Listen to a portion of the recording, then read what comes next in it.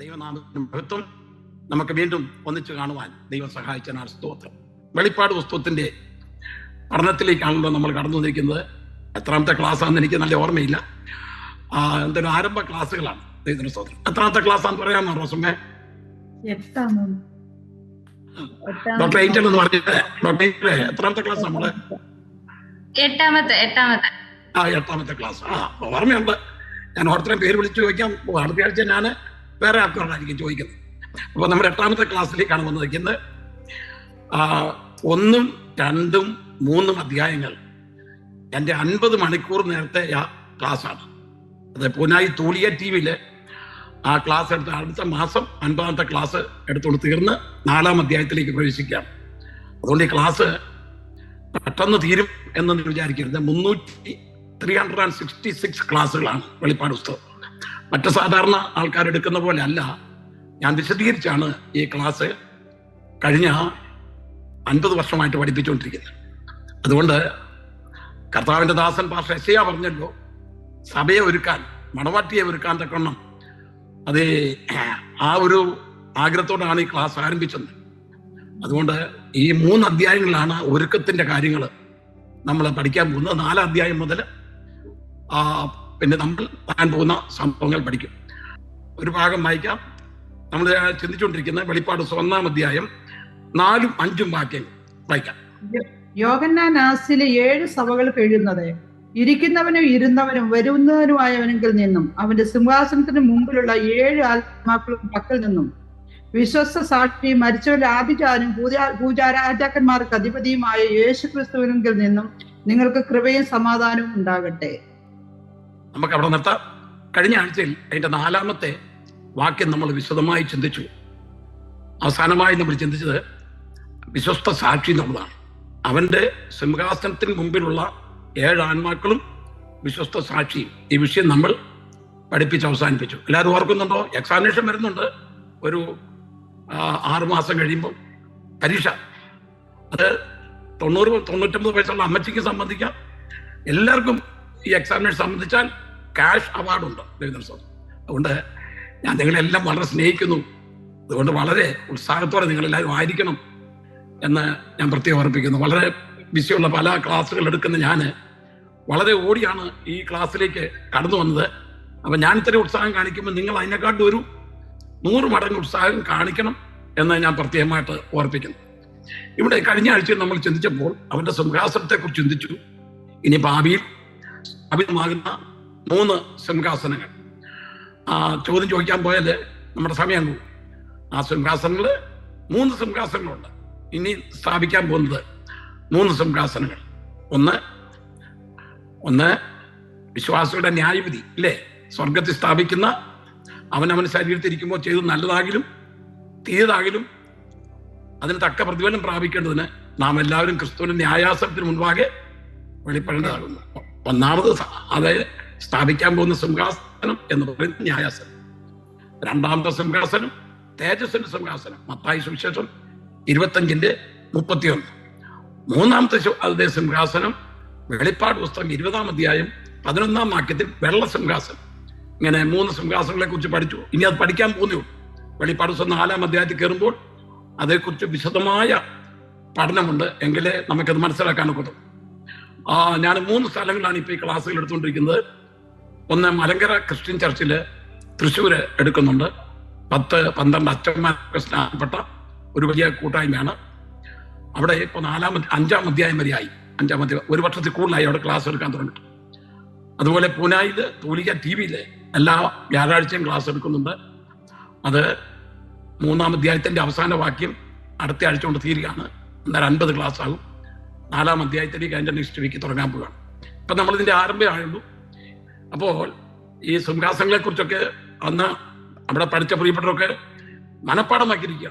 ഇത്രമാത്രം ഉത്സാഹമാണ്. ഞാനിപ്പോൾ നോക്കിയിട്ട് അതിനെക്കാട്ടും ഉത്സാഹമായി ട്രിവാൻഡ്രത്തിൽ നിന്ന് ഇവിടെ ആരംഭിച്ചിരിക്കുന്ന ഈ ക്ലാസ്സിനെ, ഈ മലങ്കര ക്രിസ്ത്യൻ ചർച്ചിലെ തിങ്കളാഴ്ച നടക്കുന്ന ക്ലാസ്സിനെക്കാട്ടിലും വ്യാഴാഴ്ച നടക്കുന്ന ക്ലാസ്സിനെക്കാട്ടിലും നിങ്ങളുടെയൊക്കെ ഇരിപ്പ് കണ്ടിട്ട് മന്ന പെറുക്കിയെടുക്കാണ്ടിരിക്കുന്ന പോലെ ഇരിക്കുന്ന മുഖം കാണുമ്പോൾ എനിക്ക് വലിയ സന്തോഷമുണ്ട്.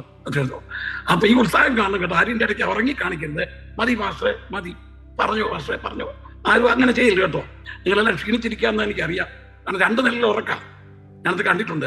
ഈ ക്ലാസ്സുകൾ ഇങ്ങനെ എടുക്കുമ്പോഴേ പറയും പാസ്റ്ററെ ഇങ്ങനെ തുറക്കോട്ട് പറഞ്ഞു പാസ്റ്ററെ. ആരും ചെയ്യില്ല കേട്ടോ. എല്ലാവരും നല്ല സന്തോഷമായിട്ടിരിക്കണം. ഇപ്പം നമ്മളിവിടെ വായിച്ചത്, ഇനി നമ്മൾ ചിന്തിക്കാൻ പോകുന്നത് വിശ്വസ്ത സാക്ഷി വരെ നമ്മൾ ചിന്തിച്ചത്. ഇനിയിപ്പോൾ ചിന്തിക്കാൻ പോകുന്നത് മരിച്ചവരിൽ ആദിജാതൻ എന്നുള്ള വിഷയമാണ് ഇപ്പം എടുക്കുന്നത്. ഈ ഭാഗം നമ്മളിപ്പോൾ ഇന്ന് തീർക്കും. നമ്മുടെ കർത്താവായ യേശു ക്രിസ്തുവിനെ കുറിച്ച് പറഞ്ഞിരിക്കുന്ന ഒരു വിഷയമാണ് നമുക്കിവിടെ കാണുവാൻ തക്കൊണ്ട് കഴിയുന്നത്. 1, 4 വാക്യങ്ങളിൽ യേശു ക്രിസ്തുവിനെ കുറിച്ച് പറഞ്ഞിരിക്കുകയാണ്. യേശു ക്രിസ്തു വിശ്വസ്ത സാക്ഷിയാന്ന് നമ്മൾ ചിന്തിച്ചു. എന്തിനൊക്കെ വിശ്വസ്തനാണുള്ളത് കഴിഞ്ഞ ആഴ്ച നമ്മൾ പഠിച്ചാണ്. പാപം പോക്കാൻ വിശ്വസ്തനാണ്, കഷ്ടതയിൽ സഹായിപ്പാൻ വിശ്വസ്തനാണ്, വാഗ്ദത്തങ്ങളിൽ വിശ്വസ്തനാണ്, അവസാനം വരെ ഉറപ്പിച്ച് കാക്കുവാൻ തക്കോണം വിശ്വസ്തനാണ്, അനന്യമായി അക്കരെ എത്തിപ്പാൻ വിശ്വസ്തനാണ്. നമ്മുടെ ദൈവം വിശ്വസ്തനാണ്. ആ ദൈവത്തെയാണ് നമ്മൾ സേവിക്കുന്നത്. ഇനി അടുത്താണ് നമ്മൾ ചിന്തിക്കാൻ പോകുന്നത്, നമ്മുടെ കർത്താവായ യേശു ക്രിസ്തു മരിച്ചവരിൽ ആദിജാതൻ എന്ന് പറഞ്ഞാൽ അതിന്റെ അർത്ഥം എന്താണ്? കർത്താവ് മരിച്ചവരിൽ ആദിജാതനായി ഉയർത്തെഴുന്നേറ്റു. യേശു ക്രിസ്തു ഉയർത്തെഴുന്നേറ്റിന് മുമ്പ് ഉയർത്തെഴുന്നേറ്റ ആൾക്കാരുണ്ടല്ലോ. യേശുവിന്റെ കാലത്ത് തന്നെ 3 പേരെ കർത്താവ് ഉയർപ്പിച്ചു. യായിറോസിന്റെ മകളെ ഉയർപ്പിച്ചു, നൈലിലെ വിധവയുടെ മകനെ ഉയർപ്പിച്ചു, ലാസറിനെ ഉയർപ്പിച്ചു. കർത്താവ് 3 പേരെ ഉയർപ്പിച്ചായിട്ട് കാണുന്നു. അതുപോലെ തന്നെ പഴയ നിയമകാലത്ത് ഏലിയാവ് സാരേപ്പാത്തിലെ വിധവയുടെ മകനെ ഉയർപ്പിച്ചു. അതുപോലെ എലീശ ശൂന്യക്കാർത്തി സ്ത്രീയുടെ മകനെ ഉയർപ്പിച്ചു. ഇങ്ങനെ പല ഉയർപ്പുകൾ നടന്നതായിട്ട് നമുക്ക് കാണുവാൻ കഴിയുന്നുണ്ട്. എലീശയുടെ കാലത്ത് ഒരു ശവടക്കാൻ ചെന്നപ്പം അവന്റെ ശവം ചെന്ന് വീണ സ്ഥാനത്ത് ആ പ്രവാചകന്റെ അസ്ഥിയെ മുട്ടിയൊരുത്തൻ ഉയർത്തെഴുന്നേറ്റു. ഇതൊക്കെ വായിച്ചിട്ടില്ലേ അസ്ഥിയെ? അപ്പൊ ഇങ്ങനെയൊക്കെ പല ഉയർപ്പുകൾ നടന്നിട്ടുണ്ട്.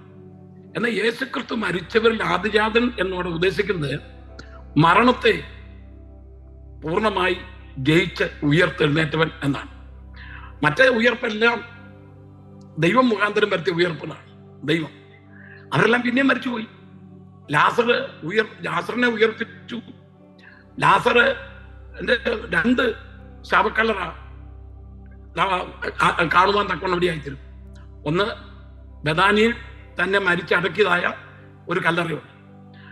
താൻ ഉയർത്തെഴുന്നേറ്റ് കഴിഞ്ഞപ്പോൾ, ലാസർ ഉയർത്തെഴുന്നേറ്റ് കഴിഞ്ഞപ്പോൾ എല്ലാവരും യേശു ക്രിസ്തുവിനെ കൂടുതലായിട്ട് പിൻപറ്റുന്നെന്ന് കണ്ട വേളയിൽ അവർ ലാസറിനെയും കൊല്ലാൻ തീരുമാനിച്ചെന്ന് അവിടെ ഇരിക്കുന്നു.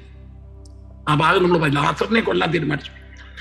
അതുകൊണ്ട് ലാസറും മാർത്തയും മറിയും അവിടുന്ന് മറ്റൊരു രാജ്യത്തേക്ക് കടന്നുപോയി. ഞാൻ ആ രാജ്യത്തിന്റെ പേരില്ല. അവിടെ കടന്നുപോയി താമസിച്ച് 53-ാമത്തെ വയസ്സിൽ ലാസർ മരിച്ചു. അവിടെയും ഒരു ശവക്കല്ലറയുണ്ട്. ലാസറിന്റെ 2 ശവക്കല്ലറ ഇന്ന് ലോകത്തിലുണ്ട്. അപ്പൊ ലാസർ ഉയർത്തെഴുന്നേറ്റ് ലാസർ പിന്നെയും മരിച്ചു. ഇതൊക്കെ ചരിത്രപരമായിട്ട് തെളിയിക്കപ്പെട്ടിരിക്കുന്ന വിഷയങ്ങളാണ്. ലാസറിന്റെ 2 കല്ലറയുണ്ട്. ഒന്ന് മരിച്ച് നാറ്റം പിടിച്ചെടുത്തുനിന്ന് ഉയർത്തെഴുന്നേറ്റ കല്ലറയുണ്ട്. അതുപോലെ തന്നെ മാർത്തയും മറിയയും വേറൊരു രാജ്യത്ത് ഓടിപ്പോയി, മരണത്തെ ഭയപ്പെട്ട് ഓടിപ്പോയി അവിടെ താമസിച്ച് അവരുടെ 3 പേരുടെയും ശവക്കല്ലറ അവിടെ ഉണ്ട്. അപ്പൊ ഇവരെല്ലാം മരിച്ചുപോയി. ഇവരെല്ലാം ഉയർത്തെഴുന്നേറ്റത് കർത്താവായ യേശു ക്രിസ്തു വിളിച്ചു വരുത്തതാണ്. എന്നാൽ കർത്താവായ യേശു ക്രിസ്തു മരിച്ചവരിൽ ആദിജാതൻ എന്ന് പറഞ്ഞാൽ മരണത്തെ പൂർണ്ണമായി ജയിച്ച് പിന്നെ മരണം യേശുവിനെ ബാധിക്കുന്നില്ല. മറ്റവരെല്ലാം ഉയർത്തെഴുന്നേറ്റ് എന്ന് പറഞ്ഞാൽ യേശു മുഖാന്തരം വരുത്തിയ ഉയർപ്പാണ്. എന്നാൽ കർത്താവായ യേശു ക്രിസ്തു സ്ഥിരമായി മരണത്തെ ജയിച്ച് ഉയർത്തെഴുന്നേറ്റത് കൊണ്ടാണ് തനിക്ക് ആദിജാതൻ എന്നുള്ള പേര് ലഭിപ്പാൻ തക്കൊണ്ടായിത്തീർന്നു. മരിച്ചവരിൽ ആദിജാതൻ ക്രിസ്തു കർത്താവിന്റെ ഉയർത്തെഴുന്നേൽപ്പിനെ കാണിക്കുന്നതാണ് റിസൾട്ട്. കർത്താവിന് മുൻപ് പലരും ഉയർത്തെഴുന്നേറ്റുണ്ടെങ്കിലും അവർ പിന്നെയും മരിച്ചുപോയി. മരിച്ചവരുടെ നിന്നും സ്വർഗീയ ശരീരത്തിൽ ആദ്യമായി ഉയർത്തെഴുന്നേറ്റവൻ എന്ന അർത്ഥത്തിലാണ് യേശു ക്രിസ്തുവിന് ആ പേര് കൊടുത്തിരിക്കുന്നത്. മരിച്ചവരിൽ അവൻ ആദിജാതനാണ്. എബ്രായ ലേഖനം 1-ാം അധ്യായം 6-ാമത്തെ വാക്യം വായിക്കാം. ആദിജാതനെ പിന്നെയും ഭൂതലത്തിലേക്ക് പ്രവേശിപ്പിക്കുമ്പോൾ ദൈവത്തിന്റെ സകല ദൂതന്മാരും അവനെ നമസ്കരിക്കണമേ എന്ന് താൻ അരുളി ചെയ്യുന്നു. ആദിജാതനെ അവിടെ ഉപയോഗിച്ചിരിക്കുന്ന ആദിജാതനെ പിന്നെയും ഭൂതലത്തിലേക്ക്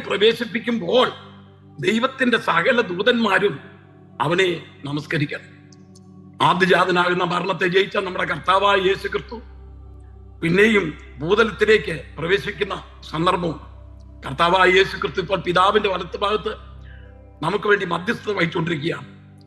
അതുകൊണ്ടാണല്ലോ നമ്മൾ വായിക്കുന്ന ഇരിക്കുന്നവനും ഇരുന്നവനും വരുന്നവൻ അവൻ ഇരുന്നു. മർക്കോസിന്റെ സുവിശേഷം 16-ാം അധ്യായം 19-20 വാക്യത്തിൽ നമ്മൾ വായിക്കുന്നു, അവൻ പിതാവിന്റെ വലത്ത് ഭാഗത്ത് ഇരുന്നു, അവർ പുറപ്പെട്ടു. എന്നാൽ അവൻ പിന്നെയും ഈ ലോകത്തിലേക്ക് കടന്നു വരുമെന്നാണ് ഇവിടെ പറഞ്ഞത്. ആദ്യജാതനെ പിന്നെയും ലോകത്തിലേക്ക് പ്രവേശിപ്പിക്കുമ്പോൾ ദൈവത്തിന്റെ സകല ദൂതന്മാരും അവനെ നമസ്കരിക്കണം. അന്ന് യേശു ആദ്യമായിട്ടിവിടെ വന്നപ്പോൾ, ഈ ലോകത്തിലേക്ക് വന്നപ്പോൾ യേശു ക്രിസ്തുവിനെ അവർ ക്രൂശിച്ചു. യഹൂദന്മാരുടെ രാജാവേ രാജാവായി എന്ന് പറഞ്ഞ് അവർ അവനെ പരിഹസിച്ചാ വായിക്കുന്നത്. അവരുടെ മുമ്പിൽ മുട്ടുകുത്തിയിട്ട് യഹൂദന്മാരുടെ രാജാവേ രാജാവേ എന്ന് പറഞ്ഞ് യേശുവിനെ പരിഹസിച്ചു. എന്നാൽ നീ യഹൂദന്മാരുടെ രാജാവാണെന്ന് ചോദിച്ചപ്പോൾ യേശു പറഞ്ഞു ഞാനാണെന്ന് പറഞ്ഞു. എത്ര തന്റെ ഇടമായിട്ടാണ് യേശു പറഞ്ഞത്? ഞാനാണെന്ന് പറഞ്ഞു. എന്നാൽ അവർ അവനെ ക്രൂശിപ്പാൻ തക്കൊള്ളം ഏൽപ്പിച്ചു. മരണത്തെ ജയിച്ചു. മരിച്ചവരുടെ നിന്ന് ആദ്യജാതനായി ഉയർത്തെഴുന്നേറ്റു. ഇപ്പോൾ പിതാവിന്റെ വലത്തുഭാഗത്തിരിക്കുന്നു. അവൻ പിന്നെയും ഭൂതലത്തിലേക്ക് കടന്നു വരും. കർത്താവായ യേശു ക്രിസ്തുവിന്റെ രഹസ്യവരവ് പരസ്യവരവ് ഇങ്ങനെ 2 ഘട്ടങ്ങളുണ്ട്. എന്നാൽ അവൻ രാജാവായി ഈ ഭൂമിയിൽ വരുന്ന ഒരു സന്ദർഭമുണ്ട്. ഒരു രാജാവ് നീതിയോടെ വാഴും, പ്രഭുക്കന്മാർ ന്യായത്തോടെ അധികാരം നടത്തും. അവൻ രാജാവായി വരുന്ന ഒരു സന്ദർഭമുണ്ട്. അന്ന് സകലരും അവനെ നമസ്കരിക്കും. കേട്ടോ, സകലരും നമസ്കരിക്കും. നമ്മൾ ഇങ്ങനെ വായിക്കുന്നുണ്ട്, സ്വർലോകരുടെയും ഭൂലോകരുടെയും അധോലോകരും എല്ലാവരും യേശുക്രിസ്തു മാത്രമാണ് കർത്താവ് എന്ന് പറഞ്ഞ് ഏറ്റുപറഞ്ഞുകൊണ്ട് കർത്താവിനെ നമസ്കരിക്കുന്ന ഒരു സമയം വരുന്നു. ഒരു കാലത്തോട് വന്നപ്പോൾ ഈ ലോകം അവനെ ദുഷിക്കുകയും പരിഹസിക്കുകയും ചെയ്തു. അവനെ ക്രൂശിപ്പാൻ തക്കൊണ്ട് ഏൽപ്പിച്ചു. കർത്താവായ യേശു ക്രിസ്തു മരിച്ചവരുടെ നിന്ന് ഉയർത്തെഴുന്നേറ്റു എന്ന് നമുക്കിവിടെ കാണുവാൻ തക്കൊണ്ട് കഴിയുന്നു. കൊലോസ്യ ലേഖനം 1:18 വായിക്കാം.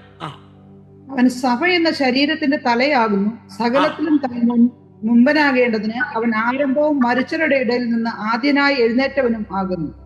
സകലത്തിനും താൻ മുൻപനാകേണ്ടതിന് അവൻ ആരംഭവും മരിച്ചവരുടെ ഇടയിൽ നിന്ന് ആദ്യനായി എഴുന്നേറ്റവനുമാകുന്നു. അപ്പോസ്തലനായ പൗലോസിന്റെ വെളിപ്പാടും പൗലോസിന്റെ ലേഖനവും ഈടുറ്റ ലേഖനങ്ങളും നമ്മളെ കോരിത്തരിപ്പിക്കുന്നതാണ്. അദ്ദേഹത്തിന്റെ പ്രയോഗം നിങ്ങൾ ആലോചിച്ച് നോക്കിയേ. സകലത്തിനും താൻ മുൻപനാകേണ്ടത് അവൻ ആരംഭവും മരിച്ചവരുടെ നിന്ന് ആദ്യനായി എഴുന്നേറ്റവനാകും. വിദ്വാൻ കുട്ടി എന്ന് പറയുന്ന അദ്ദേഹം ഒരു പുരോഹിതനായിരുന്നു. നിങ്ങൾ വിദ്വാൻ കുട്ടിയെ കുറിച്ച് കേട്ടിട്ടുണ്ട്. അദ്ദേഹം എഴുതിയ പാട്ടാണ് സ്തുതിപ്പിൻ സ്തുതിപ്പിൻ യേശുദേവനെ എന്നുള്ള. അതിൻ്റെ അകത്ത് എഴുതിക്കുന്ന പാട്ട്, മരിച്ചവരിൽ നിന്ന് ആദ്യം ജനിച്ചവൻ. ഈ വിദ്വാൻ കുട്ടിയെ അന്ന് താൻ നല്ല ഒരു ലക്ഷ്യത്തിൽ ഇറങ്ങി തിരിച്ചതാണ്. കുറെ കഴിഞ്ഞപ്പോൾ അദ്ദേഹം വെളിപ്പാടുണ്ടായി. 5.5 വർഷം കഴിഞ്ഞു കർത്താവ് വരുക. ആ വെളിപ്പാടനുസരിച്ച് താന് പ്രസംഗിച്ചു വന്നു. തന്റെ ആദ്യത്തെ വെളിപ്പാടെല്ലാം മാറിപ്പോയി. അദ്ദേഹത്തിന്റെ പാണ്ഡിത്യത്തിന് മുമ്പിൽ ആർക്കും മുന്നേ നിൽക്കാൻ ഒക്കത്തില്ല. 5.5 വർഷം കഴിയുമ്പം താൻ്റെ പുരോഹിതനായിരുന്നു, സമുദായത്തിൽ നിന്ന് വന്ന് രക്ഷിക്കപ്പെട്ടു വന്ന. എന്നാൽ അദ്ദേഹത്തിന്റെ പാണ്ഡിത്യ നിമിത്തം വെളിപ്പാട് നിമിത്തം പിശാചിനെ കയറി പ്രവർത്തിച്ചു. അദ്ദേഹം പറഞ്ഞ 5.5 വർഷം കഴിയും കർത്താവ് വരും. അപ്പൊ ആൾക്കാരെല്ലാം അതിനുവേണ്ടി കാത്തിരുന്നു. 5.5 വർഷമായപ്പോൾ കർത്താവോട്ട് വന്നുമില്ല. അപ്പൊ 5.5 വർഷത്തിന് മുമ്പ് അദ്ദേഹം പറഞ്ഞു, 5.5 വർഷം കഴിഞ്ഞ് കർത്താവ് വരാൻ പോവുകയാണ്. നിങ്ങളുടെ പൊന്നും നിങ്ങളുടെ കുണുക്കും എല്ലാം അഴിച്ചുകൊണ്ട് എന്തിനു ഉപയോഗിക്കുന്നത്, അത് മൊത്തം നമുക്ക് കർത്താവിന്റെ വേലയ്ക്ക് വേണ്ടി ഉപയോഗിക്കാം എന്ന് പറഞ്ഞ് അദ്ദേഹം പ്രസംഗിച്ചപ്പോൾ 100 കണക്കിന് ആൾക്കാർ തങ്ങളുടെ കാതിൽ കിടന്ന പൊന്നും, കാരണം കർത്താവ് വരാൻ പോവില്ലേ, ആ കുണുക്കും എല്ലാം പറിച്ചുകൊണ്ട് മേശപ്പുറത്തേക്ക് കൊണ്ടുവച്ചു. മേശപ്പുറത്തേക്ക് കൊണ്ട് വെച്ചു കഴിഞ്ഞപ്പം അദ്ദേഹം പിന്നെ പറഞ്ഞു, നിങ്ങൾ ഈ പാപമില്ലാത്തവര് ഇതെടുത്തോണ്ട് പോകാൻ പറഞ്ഞു. വിദ്വാൻകുട്ടിയുടെ അമ്മച്ചു വന്ന് അത് എടുത്തോണ്ട് പോയി. അതൊക്കെ പറഞ്ഞ് നേരത്തെ അറേഞ്ച് ചെയ്ത് വെച്ചിരിക്കുകയാണ്. പാപമില്ലാത്തവർ എടുത്തോണ്ട് വന്ന് പറഞ്ഞപ്പോൾ വിദ്വാൻകുട്ടിയുടെ അമ്മച്ചു വന്ന് അത് എടുത്തോണ്ട് പോയി. എന്തോ ചെയ്യാനാ? 5 വർഷം കഴിഞ്ഞിട്ട് കർത്താവ് വന്നില്ല. അദ്ദേഹം എഴുതിയ പാട്ടാണ് സ്തുതിപ്പിൻ സ്തുതിപ്പിൻ യേശുദേവനെ, ഹല്ലേലൂയ പാടി സ്തുതിപ്പിൻ സ്തുതിപ്പിൻ യേശുദേവനെ, മരിച്ചവരിൽ നിന്ന് ആദ്യം ജനിച്ചവൻ. നമുക്ക് ആ പാട്ട് പിന്നെ പാടാം. ഞാൻ പറഞ്ഞു വന്ന താല്പര്യം, എത്ര മനോഹരമായ പാട്ടാണ്. നമ്മുടെ കർത്താവായ യേശു ക്രിസ്തു മരിച്ചവരിൽ നിന്ന് ആദ്യനായി ഉയർത്തെഴുന്നേറ്റു. ആ ഉയർത്തെഴുന്നേൽപ്പിനോടുള്ള ബന്ധത്തിലാണ് ഇവിടെ പ്രസ്താവിച്ചിരിക്കുന്നത്. അവൻ ആദ്യജാതനായി ഉയർത്തെഴുന്നേറ്റു. അതുപോലെ തന്നെ 1 കൊരിന്ത്യർ 15:20 വായിച്ചേ. എന്നാൽ ക്രിസ്തു നിദ്ര കൊണ്ടവരിൽ ആദ്യ ഫലമായി മരിച്ചവരുടെ ഇടയിൽ നിന്ന് ഉയർത്തിരിക്കുന്നു. ആദ്യഫലം ക്രിസ്തു എന്നൊരു വാക്കില്ല മോളെ. എന്നാൽ ക്രിസ്തു ആദ്യഫലം നിദ്ര കൊണ്ടവരിൽ ആദ്യ ഫലമായി നിദ്ര കൊണ്ടവരിൽ ആദ്യ ഫലമായി നമ്മുടെ കർത്താവായ യേശു ക്രിസ്തു ഉയർത്തെഴുന്നേറ്റു. അവിടെ തന്നെ താഴോട്ട് വാക്യമുണ്ട്, ആദ്യ ഫലം ക്രിസ്തു, പിന്നെ ക്രിസ്തുനുള്ളവർ അവന്റെ വരവെങ്കിൽ എന്നുള്ള വാക്യമുണ്ട്. അപ്പൊ അവൻ ഉയർത്തെഴുന്നേറ്റ ആദ്യ ഫലമായി ഉയർത്തെഴുന്നേറ്റു. ആദ്യ ഫലത്തെ കുറിച്ച് നമുക്ക് പിന്നെ പഠിക്കാം. യാക്കോബിന്റെ ലേഖനത്തില് ഒരുവിധം 1-ാം അധ്യായത്തിൽ വായിക്കുന്നുണ്ട്, ഒരുവിധം ആദ്യ ഫലമാകേണ്ടതിന് അതിന്റെ ശരിയായ തർജ്ജമ ആദ്യ ഫലത്തിന്റെ ഒരു വകയെന്ന്. ക്രിസ്തുവിന് ഒന്നിലധികം ആദ്യ ഫലമുണ്ട്. അതിൽ 1-ാമത്തെ ആദ്യ ഫലം എന്ന് പറഞ്ഞാൽ നമ്മുടെ കർത്താവായ യേശു ക്രിസ്തുവാണ്. അവൻ ആദ്യ ഫലമായി ഉയർത്തെഴുന്നേറ്റു. പിന്നെ ക്രിസ്തുവിനുള്ള വരവുകൾ എന്ന് പറയുമ്പോൾ നമ്മുടെ ഉയർത്തെഴുന്നേൽപ്പാണ്, നമ്മുടെ ആദ്യ ഫലമാണ്, ആദ്യ ഫലമായി ഉയർത്തെഴുന്നേൽപ്പ്. പിന്നെ വെളിപ്പാട് പുസ്തകം 14-ാം അധ്യായത്തിൽ 144 അവരുണ്ട്. അവരെ കുറിച്ച് ഉപയോഗിച്ചിരിക്കുന്ന പദം ആദ്യ ഫലം എന്നാണ്. ഇപ്പൊ അതേക്കുറിച്ച് വരിപ്പാൻ സമയമില്ല. കർത്താവിന്റെ വരവിനോടുള്ള ബന്ധത്തിൽ നമ്മൾ ചിന്തിക്കേണ്ട വിഷയമാണ്. ആ 144,000 പേരെ കുറിച്ച് എഴുതിയിരിക്കുന്നത് ആദ്യ ഫലം എന്നാണ്. അപ്പൊ യാക്കോബിന്റെ ലേഖനം 1-ാം അധ്യായത്തിൽ എഴുതിയിരിക്കുന്ന ആദ്യഫലം ഒരുവിധം ആദ്യഫലമാകേണ്ടത്. ദൈവത്തിന് ഒന്നിലധികം ആദ്യഫലമുണ്ട്. അതിൽ ഒരാദ്യഫലമാണ് കർത്താവായ യേശു ക്രിസ്തു. ആദ്യഫലം ഉയർത്തെഴുന്നേറ്റു. ആ ആദ്യഫലം ക്രിസ്തു, പിന്നെ ക്രിസ്തു അവരുടെ വരവെങ്കിൽ 2-ാമത്തെ ആദ്യഫലം കർത്താവിന്റെ വരവെങ്കിൽ ഉയർത്തെഴുന്നേറ്റ് സ്വർഗത്തിലേക്ക് എടുക്കപ്പെടുന്ന വിശുദ്ധന്മാർ. 3-ാമത്തെ ആദ്യഫലം എന്ന് പറഞ്ഞാൽ 144,000 പേര്. ഇങ്ങനെ ഒന്നിലധികം ആദ്യഫലമുണ്ട്. അത് കർത്താവിന്റെ വരവിനോടുള്ള ബന്ധം നമുക്ക് ചിന്തിക്കാം. ഇവിടെ വായിക്കുന്ന ആദ്യഫലമായി ഉയർത്തെഴുന്നേറ്റു.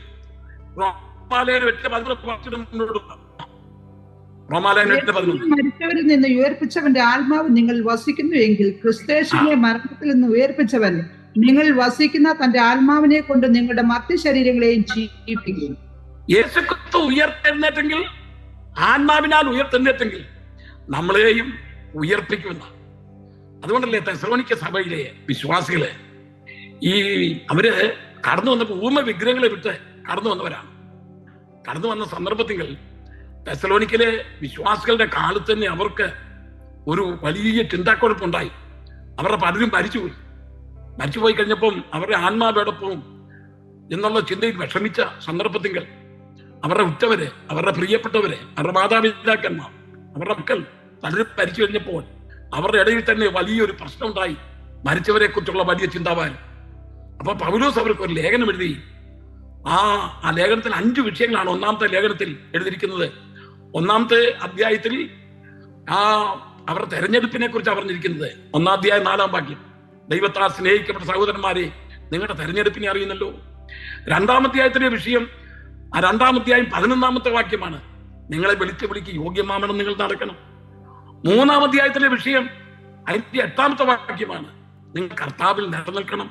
ഓരോ പൗലോസിന്റെ അവരുടെ ഇടയിലുള്ളതായ ആ ചിന്താഗതി വന്നപ്പോൾ അവരെ നിലനിർത്താൻ എഴുതിയ ലേഖനമാണ്. 1-ാം അധ്യായം 4-ാം വാക്യം അവരുടെ തെരഞ്ഞെടുപ്പ്. 2-ാം അധ്യായം 11-ാമത്തെ വാക്യത്തിൽ നിങ്ങളെ വിളിക്ക് യോഗ്യമാവണം നടക്കണം, അവരുടെ നടപ്പ്. 3-ാം അധ്യായം 8-ാമത്തെ വാക്യത്തിൽ അവരുടെ നിലനിൽപ്പ്, നിങ്ങൾ കർത്താവിൽ നിലനിൽക്കുന്നു എന്ന് പറഞ്ഞ് ഞങ്ങൾ വീണ്ടും ജീവിക്കുന്നു. 4-ാം അധ്യായത്തിലെ വിഷയമാണ് മരിച്ചവരെ കുറിച്ചുള്ള വിഷയം. അതിന്റെ 13 വാക്യങ്ങൾ, സഹോദരന്മാരെ, നിങ്ങൾ നിദ്ര കൊണ്ടവരെ കുറിച്ച് അറിവില്ലാതിരിക്കരുത്. നിദ്ര കണ്ടവരെ കുറിച്ച് നിങ്ങൾ എന്തിനു വിചാരപ്പെടുന്നു? അവരെ കുറിച്ച് നിങ്ങൾ ഭാരപ്പെടരുത്.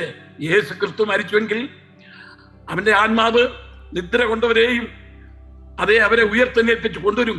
കർത്താവ് താൻ ഗംഭീരനാഥത്തോടും പ്രധാനത്തോടും ശബ്ദത്തോടും ദൈവത്തിന്റെ കാലത്തോടും കൂടെ സ്വർഗത്തിന് വരുമ്പോൾ ക്രിസ്തുവിന് മരിച്ചവർ ഉയർത്തെഴുന്നേൽക്കും എന്നുള്ള വിഷയം പറഞ്ഞവരെ ഉറപ്പിക്കുന്ന ഒരു ലേഖനമാണ് തെസ്സലോനിക്കർക്ക് എഴുതിയ 1-ാമത്തെ ലേഖനം. 2-ാം ലേഖനം എഴുതാൻ തക്കൊണ്ട് കാരണം എന്തെന്നറിയാമോ? അവര് കുറെ പേര് പറഞ്ഞു കർത്താവ് വന്നു പോയി ഇപ്പൊ മഹോദ്രവാണ്. അപ്പോഴത്തേക്ക് ആ നിലയിലുള്ള ഉപദേശം പറഞ്ഞ് പറത്തി ആരാണ്ട് ഊമക്കത്ത് എഴുതി. നമ്മുടെ ഇടയിൽ ഈ ഊമക്കത്ത് എഴുതുന്ന ആൾക്കാരുണ്ട്, പേര് വെക്കാതെ എഴുതുന്ന ഊമക്കത്ത്. എനിക്കും കിട്ടിയിട്ടുണ്ട് ഊമക്കത്ത്. നിങ്ങളും പലർക്ക് ഊമക്കത്ത് ടെലിഫോൺ വിളിക്കുമ്പം ഒരാളുടെ പേര്, ഒറിജിനൽ പേര് പറയാതെ വേറെ ആളുടെ പേരൊക്കെ പറഞ്ഞ് വിളിക്കുന്ന ആൾക്കാരൊക്കെ ഇല്ലേ? ഇതിൻ്റെ അകത്തോട്ടൊന്നും എനിക്ക് അറിയത്തില്ല. നമ്മള് പരമാർത്ഥത്തോടെ കർത്താവിനെ സേവിക്കുന്നുണ്ട്, നമ്മളാരും അങ്ങനെ ചെയ്യാറില്ല.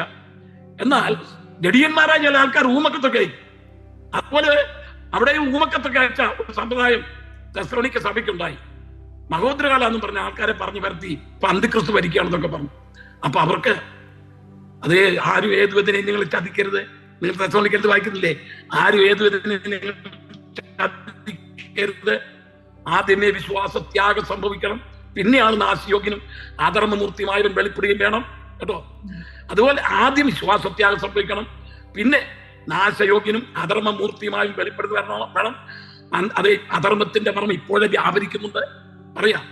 എന്നാൽ നാശയോഗ്യനും അധർമ്മമൂർത്തിയുമായ അധർമ്മത്തിന്റെ മർമ്മം ഇപ്പോഴേ വ്യാപരിക്കുന്നുണ്ട്. എന്നാൽ വഴിയിൽ തടയുന്നവൻ മാറിപ്പോകണം. വഴിയും തടഞ്ഞാരാ? ദൈവത്തിന്റെ പരിശുദ്ധാത്മാവാ.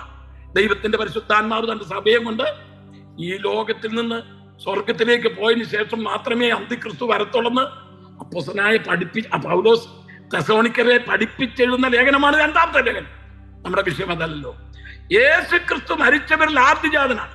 6 കൂട്ടം വിഷയങ്ങൾ അതിനോടുള്ള ബന്ധത്തിൽ പറയാൻ പോവാണ്. ഇത് എക്സാമിനേഷൻ വരുന്ന കേട്ടോ, നമ്മുടെ പരീക്ഷയ്ക്ക് വരുന്ന നോട്ട് ചെയ്താണ്. ആ യേശു ക്രിസ്തുവിന്റെ ഉയർത്തെഴുന്നേൽപ്പുകൊണ്ട് നമുക്ക് എന്താണ് ലഭിച്ചത്? 6 കൂട്ടം വിഷയങ്ങൾ. അതിൽ ഒന്നാമത്തെ വിഷയം റോമാലേഖനം 1:5 വാക്യം.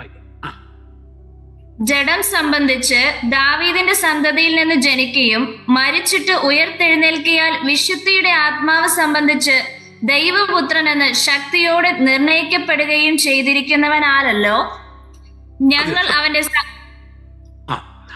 ജഡം സംബന്ധിച്ച് ദാവീദിന്റെ സന്തതിയായി ജനിച്ചിട്ട് മരിച്ചിട്ട് ഉയർത്തെഴുന്നേറ്റതിനാൽ അവൻ ദൈവത്തിന്റെ പുത്രൻ എന്ന ശക്തിയോടെ നിർണയിക്കപ്പെട്ടു. അതാണ് യേശുക്രിസ്തു മരിച്ചവരിൽ നിന്ന് ആദ്യജാതനായി ഉയർത്തെഴുന്നേറ്റത് കൊണ്ടുണ്ടായ അനുഭവം. യേശുവിന്റെ ഉയർപ്പിനാൽ ഒന്നാമത് ലഭിച്ച അനുഭവം എന്ന് പറഞ്ഞത് യേശുക്രിസ്തു ദൈവത്തിന്റെ പുത്രനെന്ന് ശക്തിയോടെ നിർണയിക്കപ്പെട്ടു. ഈ പ്ലാറ്റ്ഫോമിലുള്ള പ്രിയപ്പെട്ടവരൊക്കെ ഒന്ന് വീഡിയോ ഓൺ ചെയ്ത് നിങ്ങളുടെ മുഖമൊക്കെ ഞാൻ കാണത്തെ. നിങ്ങൾ ഉറങ്ങിക്കോ, എന്നാലും കുഴപ്പമില്ല. എന്നാൽ നിങ്ങൾ ഓഫ് ചെയ്ത് പോയത് ഈ പ്ലാറ്റ്ഫോമിൽ ഇരുന്നുകൊണ്ട് എന്റെ മുഖത്ത് നോക്കിക്കൊണ്ട് അങ്ങ് ഉറങ്ങിക്കും, എന്നാലും കുഴപ്പമില്ല. നിങ്ങൾ എല്ലാവരും എനിക്ക് കാണണം.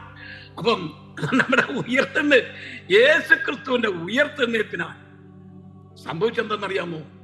അവൻ ദൈവത്തിന്റെ പുത്രനെന്ന് ശക്തിയോടെ നിർണയിക്കപ്പെട്ടു. അതാണ് ഒന്നാമത് വിജയം. യേശുക്രിസ്തു ദൈവത്തിന്റെ പുത്രനാണ്.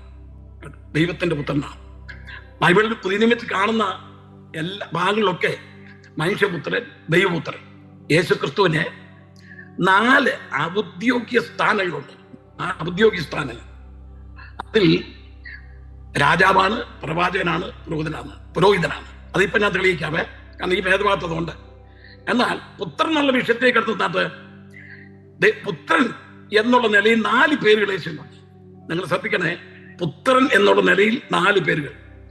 1, അവൻ അബ്രഹാമിന്റെ പുത്രൻ. 2, അവൻ ദാവീദിന്റെ പുത്രൻ. 3, അവൻ മനുഷ്യപുത്രൻ. 4, അവൻ ദൈവപുത്രൻ. നിങ്ങളുടെ പുതിയ നിയമത്തിൽ കാണുന്ന പദങ്ങളാണ് ഇതെല്ലാം. ഏതൊക്കെയാണ്? അബ്രഹാമിന്റെ പുത്രൻ, ദാവീദിന്റെ പുത്രൻ, മനുഷ്യപുത്രൻ, ദൈവപുത്രൻ. ഇത്ര ലളിതമായിട്ടാണ് ഞാൻ ഈ ക്ലാസ് എടുക്കുന്നത്. നിങ്ങൾ ഈ ഇതിൻ്റെ അകത്ത് വീഡിയോ ഓൺ ചെയ്യാത്ത പ്രിയപ്പെട്ട അവിടെ കിടന്നുകൊണ്ട് ഉറങ്ങല്ല, എന്നെ കടന്നോണ്ടാണെങ്കിലും കേൾക്കണേ. അപ്പം ഒന്നാമത് യേശുക്രിസ്തു അബ്രഹാമിന്റെ പുത്രൻ നമുക്ക് എടുക്കാം. അബ്രഹാമിന്റെ പുത്രൻ എന്നുള്ള നിലയിൽ യേശുക്രിസ്തു ഫലസ്തീൻ നാടിന്റെ അവകാശിയാണ്. അബ്രഹാമിന്റെ പുത്രൻ എന്നുള്ള നിലയിൽ ഫലസ്തീൻ നാടിന്റെ അവകാശിയാണ്. രണ്ടാമത്തെ വിഷയം ദാവീദിന്റെ പുത്രൻ. ദാവീദിന്റെ പുത്രൻ എന്നുള്ള നിലയിൽ യേശുക്രിസ്തു ദാവീദിന്റെ സിംഹാസനത്തിന് അവകാശിയാണ്. 3, മനുഷ്യപുത്രൻ എന്നുള്ള നിലയിൽ ആദാമ്യ ഗോളത്തിന് അവകാശിയാണ്. ആദാമ്യ ഗോളത്തിന്. 4, ദൈവത്തിന്റെ പുത്രൻ എന്നുള്ള നിലയിൽ സ്വർഗങ്ങൾക്ക് അവകാശിയാണ്. ഈ പേരിനൊക്കെ ആ പേര് ലഭിക്കാൻ കാരണം തന്റെ അവകാശ പേരുകളാണ് ഇതെല്ലാം. മനസ്സിലായോ? ശ്രദ്ധിക്കണം, ഈ വെറുതെ അല്ല ഈ പേര് കൊടുത്തിരിക്കുന്നത്. അബ്രഹാമിന്റെ പുത്രൻ, ദാവീദിന്റെ പുത്രൻ, മനുഷ്യപുത്രൻ, ദൈവപുത്രൻ. അബ്രഹാമിന്റെ പുത്രൻ എന്നുള്ള നിലയിൽ യേശു ഫലസ്തീൻ നാട്ടിന് അവകാശം. ദാവീദിന്റെ പുത്രൻ എന്നുള്ള നിലയിൽ ദാവീദിന്റെ സിംഹാസനത്തിന് അവകാശം. മനുഷ്യപുത്രൻ എന്നുള്ള നിലയിൽ ആദാമ്യ ഗോളത്തിന് അവകാശം. ദൈവപുത്രൻ എന്നുള്ള നിലയിൽ സ്വർഗങ്ങൾക്ക് അവകാശം. ഇത് യേശുക്രിസ്തുവിന്റെ 4 അവകാശ പേരുകളാണ്. ദൈവത്തിന്റെ പുത്രൻ എന്ന് ശക്തിയോടെ നിർണയിക്കപ്പെട്ടു. യേശു ക്രിസ്തു ഉയർത്തെഴുന്നേറ്റില്ല എഴുന്നോളൂ. യേശു ഉയർത്തെഴുന്നേറ്റില്ലായിരുന്നെങ്കിൽ നമ്മളൊന്ന് ആലോചിച്ച് നോക്കി. യേശു ഉയർത്തെഴുന്നേറ്റില്ല. ഇന്ന് പലസ്തീൻ നാട്ടിൽ ചെന്നാൽ ഒരു കല്ലറ മാത്രമേ തുറന്നു കിടപ്പുള്ളൂ. ബാക്കിയുള്ള എല്ലാ കല്ലറിലും അടച്ചു മുദ്രയിട്ടിരിക്കുക. മഹാത്മാഗാന്ധിജി മരിച്ചു കഴിഞ്ഞപ്പോൾ കസ്തൂർബായി, ഞാൻ ഡൽഹിയിലായിരുന്നു 5.5 വർഷം, അവിടുത്തെ ഡിസ്ട്രിക്ട് ഓഫീസറായി അവിടുത്തെ സഭയുടെ ചുമതല വഹിച്ചുകൊണ്ട് ശുശ്രൂഷിച്ച സന്ദർഭം. ഈ മഹാത്മാഗാന്ധി അടക്കിയ സ്ഥലത്തൊക്കെ ഞാൻ പലരെയും കാണിക്കാൻ കൊണ്ടുപോയിട്ടുണ്ട്. അവിടെ നെഹ്റുവിന്റെ കല്ലറയുണ്ട്, ഇന്ദിരാഗാന്ധിയുടെ കല്ലറയുണ്ട്, അതേ രാജീവ് ഗാന്ധിയുടെ കല്ലറയുണ്ട്, മഹാന്മാരുടെ ഒക്കെ കല്ലറകളോടെ ഉണ്ട്. ഇന്നതെല്ലാം അടക്കപ്പെട്ടിരിക്കുക. മഹാത്മാഗാന്ധിജി മരിച്ചു കഴിഞ്ഞപ്പോൾ കസ്തൂർബാ ഗാന്ധി, മഹാത്മാഗാന്ധിജി ബൈബിൾ വായിക്കുമായിരുന്നപ്പോൾ ഈ മത്തായി സുവിശേഷം 5, 6, 7 അധ്യായങ്ങൾ അത് എനിക്ക് കാണാതെ അറിയായിരുന്നു, മനപ്പാടം. യേശുക്രിസ്തുവിന്റെ ഉപദേശം വളരെ ആദരിച്ച ഒരു വ്യക്തിയാണ് മഹാത്മാഗാന്ധിജി. താൻ ക്രിസ്ത്യാനിയാകാൻ ആഗ്രഹിച്ചതാണ്. പക്ഷെ സൗത്ത് ആഫ്രിക്കയിൽ താൻ ചെലവഴിച്ച സന്ദർഭം അവിടെയുള്ള ക്രിസ്ത്യാനികൾ തന്നോട് വളരെ മോശമായിട്ട് ഇടപെട്ടു. താൻ ഇംഗ്ലണ്ടിൽ കടന്നു ചെന്നപ്പോൾ ഞായറാഴ്ച ഒന്ന് ആരാധിക്കാന്ന് വിചാരിച്ച ഇംഗ്ലണ്ടിലെ ഒരു ക്രിസ്ത്യൻ ചർച്ചിലേക്ക് കടന്നു എന്ന സന്ദർഭത്തിൽ അവിടെ വാതിക്ക് നിൽക്കുന്ന സെക്യൂരിറ്റിയിലുള്ള ആൾക്കാരെ കൊണ്ടല്ലോ, വാളണ്ടിയേഴ്സ്, അവർ പറഞ്ഞു അവിടെ പോകാൻ ചോദിച്ചു. അത് ഞാൻ ആരാധിക്കാൻ വന്ന. അയ്യോ നിങ്ങൾക്കുള്ള ചർച്ച അതാന്ന് പറഞ്ഞു, കറമ്പറുടെ ചർച്ച. ഇത് വെള്ളക്കാർ മാത്രം ആരാധിക്കുന്നു. ആ ഒറ്റ വിഷയം തൻ്റെ ഹൃദയത്തെ വളരെ മുറിവേൽപ്പിച്ചു. താൻ പറഞ്ഞ യേശു ക്രിസ്തുവിന് യഹൂദനൊന്നുമില്ല, യവനൊന്നുമില്ല, ശകുനൊന്നുമില്ല. നമ്മുടെ ഇടയിലും ആ വേർതിരിവൊക്കെ ഉണ്ട്. കാരണം അവരുടെ കൂടെ ഒന്നിച്ചിരുന്ന് ഭക്ഷിക്കാത്തവരുണ്ട്, അവരുടെ വീട്ടിൽ ചെന്ന് അത് ഉപവാസം എന്ന് പറഞ്ഞ് പ്രിയപ്പെട്ടവരുണ്ട്. അവരുടെ വീട്ടിൽ യോഗം വെച്ചാൽ നമ്മുടെ ആൾക്കാർ അവിടെ ചെന്നിട്ട് ഭക്ഷണം കഴിക്കാൻ പറയുമ്പോൾ അവരും അറിയാം എനിക്ക് വെറുതെ കള്ളത്തരം. കാരണം അവരുടെ ഭക്ഷണം കഴിക്കാൻ കഴിയാത്തതിനാ. ഇങ്ങനെയുള്ള വേർതിരിവ് ഇന്നുമുണ്ട്. ആ വേർതിരിവ് നമ്മൾ ഒരിക്കലും എടുക്കരുത് കേട്ടോ.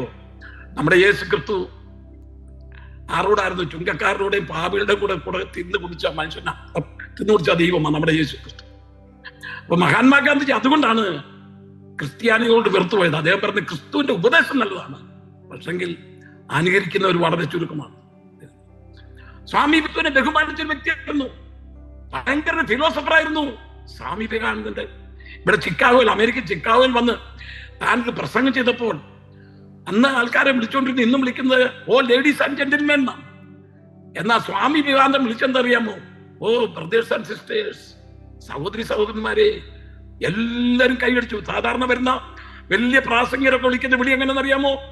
മകനീ മഹാന്മാരെ എന്നാ വിളിക്കുന്നത്, ലേഡീസ് ആൻഡ് ജെന്റിൽമെൻ. എന്ന സ്വാമി വിവേകാനന്ദൻ മാത്രമേ ഉള്ളൂ വലിയ തത്വജ്ഞാനികൾ മഹാന്മാർ കൂടിയ സദസ്സിൽ താൻ വിളിച്ച വിളി. അദ്ദേഹം വിളിച്ച ബ്രദേഴ്സ് ആൻഡ് സിസ്റ്റേഴ്സ്, സഹോദരി സഹോദരന്മാരെ. അദ്ദേഹം അന്ന് ഒരു വാചകം പറഞ്ഞു, യേശു ക്രിസ്തുവിനെ പാപനിയായ സ്ത്രീ കണ്ണുനീരുകൊണ്ട് കാൽ നനച്ച് കാൽമണ്ണിലോട്ട് തോർത്തി. ഇന്ന് യേശു ഇവിടെ ഉണ്ടായിരുന്നെങ്കിൽ എന്റെ ചങ്കില് രക്തം കൊണ്ട് ഞാൻ ആ പാദം കഴിയാൻ. അത്രമാത്രം പേരില്ല യേശുവിനെ ബഹുമാനിക്കുന്നവരായി. യേശു ക്രിസ്തു ഉയർത്തെഴുന്നേറ്റുകൊണ്ട് എന്താണ് സംഭവിച്ചത്? ഉയർത്തെഴുന്നേൽക്കാതിരിക്കാൻ തക്കൊണ്ട് ഇവരെന്താണ് ചെയ്തത്? ഇവരെന്ത് മഹാപുരോഹിതന്മാർ എന്ന് പറഞ്ഞു. അതേ ആ ചതിയൻ ജീവനോട് ഇരുന്നപ്പം പറഞ്ഞു 3-ാം നാൾ ഉയർത്തെഴുന്നേൽക്കുന്നു. ചതിയൻ എന്നാ പറഞ്ഞു. ജീവനോട് ഇരുന്നപ്പം നിങ്ങൾ ഇത്രയും മാത്രം സംഭവങ്ങളൊക്കെ നടന്നിട്ട് ക്രൂസിൽ യേശു ക്രിസ്തു ഏലി ലമ്മ ശമിത്താനി 6-ാം മണി നേരം മുതൽ 9-ാം മണി നേരം വരെ ഇരുട്ടുണ്ടായപ്പോൾ ദേശത്ത് കൂരിട്ടുണ്ടായി. പട്ടാപ്പകൽ നട്ടുച്ചയ്ക്ക് കൂരിട്ടുണ്ടായി. ദേവാലയ തിരശ്ശീല മേൽതൊട്ട് അടിയോളം കീറിപ്പോയി.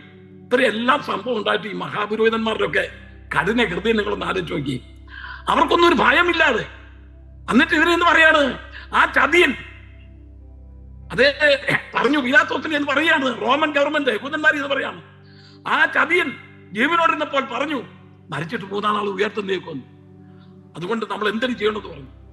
ആ ശിഷ്യന്മാർ വന്ന് ശവം കാട്ടുകൊണ്ട് പോയിട്ട് പറയും അവൻ ഉയർത്തെഴുന്നേറ്റെന്ന് പറഞ്ഞാൽ മുമ്പിലത്തെ ചതിവിനെക്കാട്ടിലും ഏറ്റവും വലിയ ചതിവായി തീരും.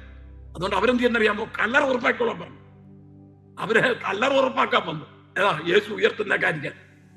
നമ്മള് ഒരിക്കൽ 8 ഇങ്ങനെ ഒരു ഗുഹയുടെ വാതിക്കെ ഇരിക്കുകയായിരുന്നു. ആ ഗുഹയുടെ വാതിക്കെ ഇങ്ങനെ പുള്ളിയുടെ നെറ്റൊക്കെ കെട്ടാൻ പ്ലാൻ ചെയ്തായിരുന്നത്. അന്നേരം എന്താ ഒരു സിംഹം ഓടി വന്ന അതിൻ്റെ അത് കയറി. ഇത് 8 ഒട്ടും ഇഷ്ടപ്പെട്ടില്ല.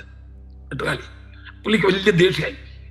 എടാ ഞാൻ എന്റെ ആധിപത്യം ഇരിക്കുന്ന സ്ഥലത്ത് വന്ന വൃത്തം വന്ന് ഗുഹയ്ക്കകത്ത് കയറുമെന്ന് പറഞ്ഞ് ഇനി പിന്നെ ഇവിടുന്ന് ഇറക്കത്തിൽ തീരുമാനിച്ചു. ഈ 8 അന്നേരം എന്താ പറയാ, വെട്ടുകാലിയെ വെളിയിൽ ഇറക്കാൻ വേണ്ടി അതിന്റെ ആ ഗോയുടെ വാതൊക്കെ മൊത്തം നെറ്റ് കൊണ്ടൊരു വലയൊക്കെ ഉണ്ടാക്കി. എന്തിനാണെന്നറിയോ? സിംഹത്തെ വെളിയിൽ ഇറക്കാതിരിക്കാൻ വേണ്ടി. ഇതുപോലെ കർത്താവായ യേശുക്രിസ്തു ഉയർത്തുന്നേക്കാതിരിക്കാൻ വേണ്ടി അവരെന്ത് ചെയ്തറിയാമോ? 3 ദിവസം കല്ലറ ഉറപ്പാക്കി. എന്നിട്ടോ പട്ടാളക്കാരെ ചുറ്റും നിർത്തി റോന്ത് ചെയ്തോണ്ടിരിക്കുകയാണ് യേശു ഉയർത്തുന്നേക്കാതിരിക്കാൻ. പട്ടാളക്കാരിങ്ങനെ തോക്കും പിടിച്ചിങ്ങനെ നിൽക്കുക. ഇവരെല്ലാം നോക്കിക്കൊണ്ടിരിക്കുന്ന സന്ദർഭത്തിൽ 3-ാം ദിവസം കേട്ടോ റോമൻ ഗവൺമെന്റ് മുദ്രയും വെച്ചിരിക്കുക. റോമൻ ഗവൺമെന്റിന്റെ മുദ്രയെ പൊട്ടിച്ചുകൊണ്ട് യേശു ക്രിസ്തു ഉയർത്തെഴുന്നേറ്റു. ആ ഉയർത്തെഴുന്നേറ്റിനെ കുറിച്ചാണ് റോമാലേഖനം 1-ാം അധ്യായം 5-ാമത്തെ വാക്യത്തിൽ വായിക്കുന്നത്. ജഡം സംബന്ധിച്ച് ദാവീദിനെ സന്തതിയായി ജനിച്ചിട്ട് അവൻ മരിച്ചിട്ട് ഉയർത്തെഴുന്നേൽക്കുകയാൽ ദൈവത്തിന്റെ പുത്രനെന്ന് ശക്തിയോടെ നിർണയിക്കപ്പെട്ടു. കർത്താവായ യേശു ക്രിസ്തു ദൈവത്തിന്റെ പുത്രൻ എന്ന് പറഞ്ഞാൽ അതിന്റെ അർത്ഥം ദൈവമാണെന്ന, ദൈവത്തോട് സമനാക്കുന്ന കേട്ടോ. ദൈവത്വം എന്ന് പറഞ്ഞാൽ ദൈവത്തോട് സമനാക്കുന്ന അതിന്റെ അർത്ഥം ദൈവമാണെന്ന. അതേ യഹൂദന്മാർ വന്ന് അവനോട് ചോദിച്ചു, അതേ നീ അബ്രഹാമിന് മുൻപേ ഉണ്ടോ? നീ മോശയാണ് ഞങ്ങളുടെ ദാതാവ്, നീ ആരാണ്? ഈ ചോദ്യ സമയത്ത് യേശു പറഞ്ഞു, ഞാൻ അബ്രഹാമിന് മുമ്പേ ഉള്ളവനാണ്. അബ്രഹാം എന്റെ ദിവസം കേട്ടുകൊണ്ട് അവൻ സന്തോഷിച്ചു. ഒയ്യോ ഉടനെ അവരുടെ ദേഷ്യം വന്നുണ്ടോ? നിനക്ക് 30 വയസ്സ് പോലും ആയിട്ട് 50 വയസ്സ് പോലും ആയിട്ടില്ല, നീ എങ്ങനെ അബ്രഹാമിന് മുമ്പേ ഉള്ളത്? അവനെ കല്ലെറിയാൻ തോന്നുന്നു. കല്ലെറിയാനായിട്ട് ഭാവിച്ചപ്പോൾ യേശു അതിന്റെ ഇടയിൽ കൂടെ അങ്ങ് പോയി. യേശുവിനെ പിടിക്കാൻ തക്കണ പല സാഹചര്യവും അവർക്കുണ്ടായിട്ടും പിടിച്ചില്ല, സമയം വന്നില്ല. ദൈവത്തിന്റെ പുത്രനെന്ന് ശക്തിയോടെ നിർണയിക്കപ്പെട്ടു. 1-ാമത്തെ വിഷയത യേശുവിന്റെ ഉയർത്തെഴുന്നേൽപ്പിനാൽ ദൈവത്തിന്റെ പുത്രൻ ശക്തിയോടെ നിർണയിക്കപ്പെട്ടു. 2-ാമത് റോമാലേഖനം 4:24 നമ്മുടെ അതിക്രമങ്ങൾ നിമിത്തം മരണത്തിന് ഏൽപ്പിച്ചും നമ്മുടെ നീതീകരണത്തിനായി ഇരിക്കുന്ന നമ്മുടെ കർത്താവായ യേശുവിനെ മരിച്ചവരിന്ന് ഉയർപ്പിച്ചവരിൽ വിശ്വസിക്കുന്ന നമുക്കും കണക്കിടുവാനുള്ളതായാൽ തന്നെ യേശുവിന്റെ ഉയർത്തെഴുന്നേൽപ്പിനാൽ നമുക്ക് നീതീകരണം ലഭിച്ചു. യേശുവിന്റെ ഉയർത്തെഴുന്നേൽപ്പിനാൽ 2ാമത് നമുക്ക് ലഭിച്ചത് നമ്മളെ നീതിയായി കണ്ടു, നീതിമാൻ എന്ന് കണക്കിട്ടു. നമ്മുടെ ജീവിതത്തിൽ വലിയ തെറ്റുണ്ട്, ശിക്ഷയ്ക്ക് യോഗ്യനാണ്, നമ്മളെ കൊല്ലേണ്ടതാണ്, നമ്മൾ മരിക്കേണ്ടതാണ്. എന്നാൽ സ്വർഗത്തിൽ ദൈവം നമ്മളെ നീതിമാനെന്ന് പേരിട്ടു. യോശുവ പുരോഹിതൻ ദൈവാജ്ഞ ശുശ്രൂഷിക്കാൻ കടന്നു ചെന്നപ്പോൾ സാത്താൻ ചെന്നാട്ട് വായിക്കുന്നില്ലേ? സാത്താൻ കടന്നു ചെന്നിട്ട് പറഞ്ഞു, അതേ വളരെ ദൈവം ഇവനെ കണ്ടപ്പോൾ പറഞ്ഞു, സാത്താൻ നിന്നെ പത്സിക്കുന്നു, നീ എന്തിനാ ഇവിടെ വന്നത്? ഉടനെ അവ പറയാം, സാത്താൻ പറഞ്ഞ മാറ്റം എന്തറിയാമോ? നീ നോക്കേ, പുരോഹിതന്മാരെ മുഷിഞ്ഞ വസ്ത്രം ധരിക്കരുതെന്ന് പണ്ട് യോശുവ പുരോഹിതൻ സക്കരപ്രവചൻ മാറ്റി നോക്കണം. അത് മുഷിഞ്ഞ വസ്ത്രം ധരിച്ചുകൊണ്ട് വന്നിരിക്കുന്നു. കാരണം അതേ നിമിത്തം പുറപ്പാട് പുസ്തകം 28-ാം അധ്യായത്തിൽ മഹാപുരോഹിതന്മാര് തലമുടി വിച്ചിപ്പറിക്കാൻ പാടില്ല, മഹാപുരോഹിതൻ മുഷിഞ്ഞ വസ്ത്രം ധരിക്കാൻ പാടില്ല. നമ്മളെക്കാട്ടിലും സാത്താൻ നല്ലോണം ബൈബിൾ അറിയാം. ബൈബിളും വെച്ചോണ്ടാ വന്നത്, ബൈബിൾ വായിച്ചിട്ടാ സാത്താൻ അറിയാന്ന്. കാരണം മുഷിഞ്ഞ വസ്ത്രം ധരിക്കുന്നത്, നീ നോക്ക് നിന്റെ മകൻ മുഷിഞ്ഞ വസ്ത്രം ധരിച്ചോണ്ട് വന്ന്. ഉടനെ യേശു സക്കര്യാവിനെ ശാസിക്കുകയായിരുന്നു. യേശു പറഞ്ഞ വാചകം, സാത്താനെ നിന്നെ പത്സിക്കുന്നു, അവൻ തീയിൽ നിന്ന് വലിച്ചെടുത്ത കൊള്ളിയല്ലയോ. എനിക്ക് ആ പദം, ദൈവം നമ്മെ നീതിരിക്കുന്ന നീതി കണ്ടോ?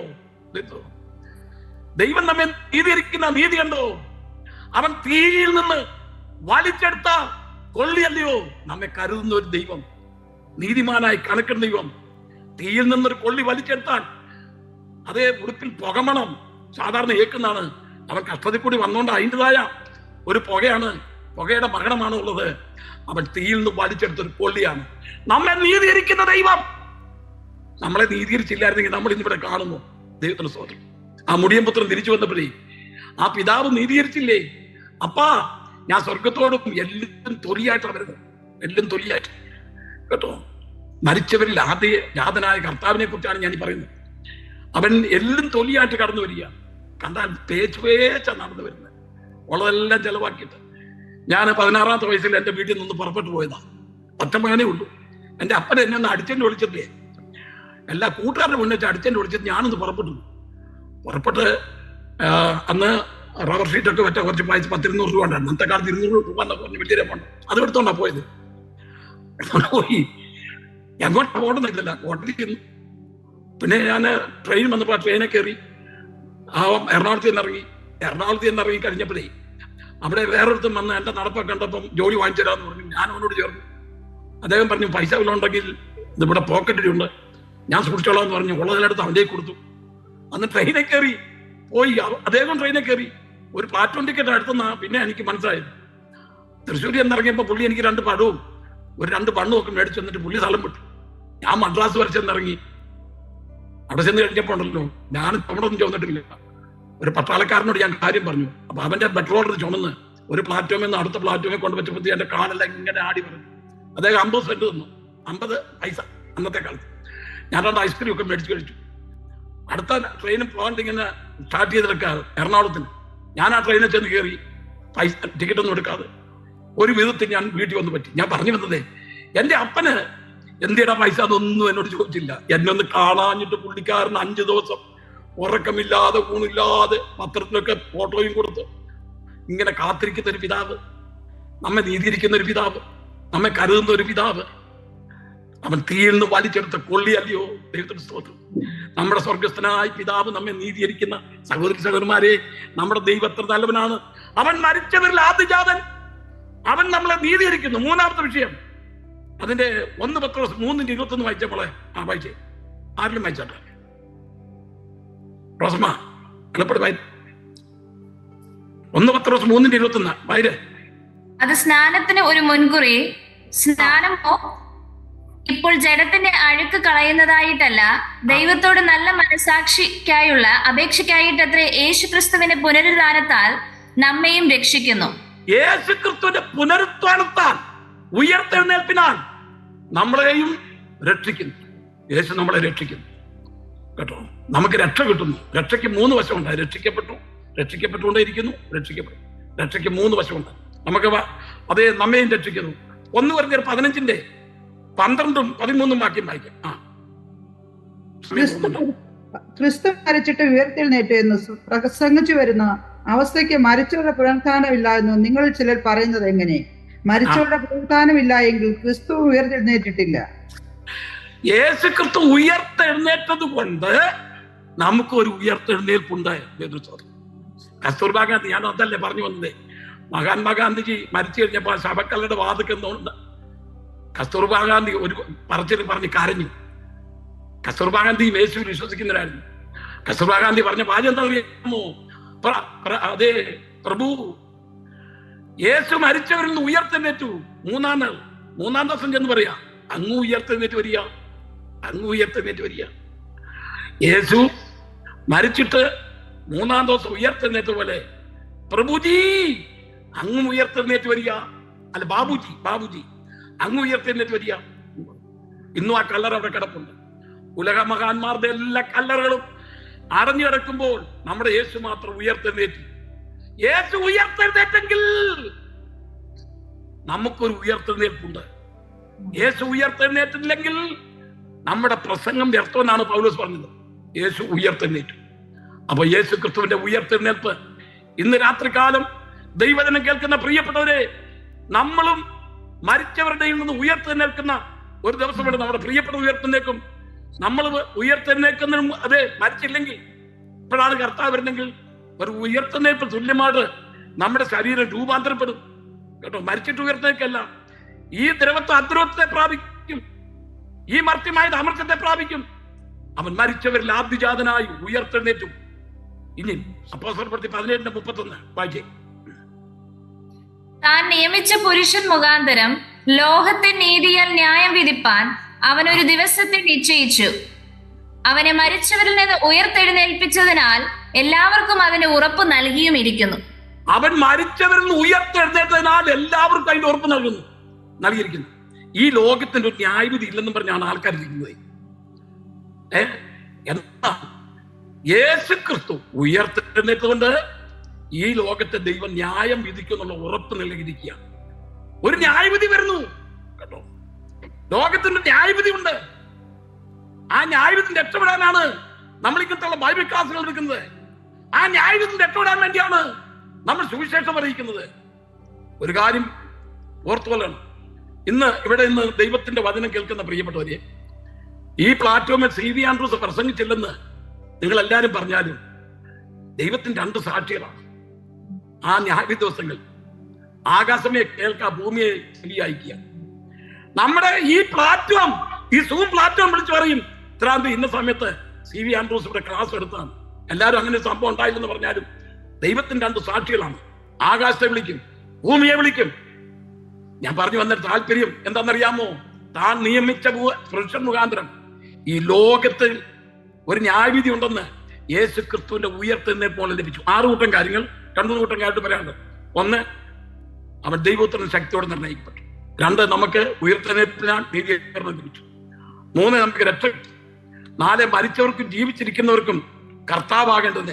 അത് പറഞ്ഞില്ല. റോമാലേഖനം 14:9 വായിച്ചേ. റോമാലേഖനം 14:9. അവിടെ ഇരിക്കുന്നത് അവൻ മരിച്ചവർക്കും ജീവിച്ചിരിക്കുന്നവർക്കും കർത്താവായി. എടുത്തോ മോളെ, റോസമ്മ എടുത്തില്ല. ജീവിച്ചിരിക്കുന്നവർക്കും കർത്താവാകേണ്ടതിനല്ലോ ക്രിസ്തു മരിക്കുകയും ഉയർക്കുകയും ചെയ്തത്. അത് മതി. ജീവിച്ചിരിക്കുന്നവർക്കും മരിച്ചവർക്കും അവൻ കർത്താവായി തീർന്നു, ഉയർത്തെഴുന്നേറ്റതിനാണ്. പിന്നെ മരിച്ചവർക്ക് ഒരു പുനരുത്ഥാനമുണ്ടെന്ന് ഉള്ള നിർണയം ലഭിച്ചു. 6, ലോകത്തിന്റെ ഒരു ന്യായവിധിയുണ്ട്. 6 കൂട്ടം കാര്യങ്ങൾ. 1, ദൈവത്തിന് ശക്തിയോടെ നിർണ്ണയിക്കപ്പെട്ടു. 2, നീതീകരണം ലഭിച്ചു. 3, രക്ഷ.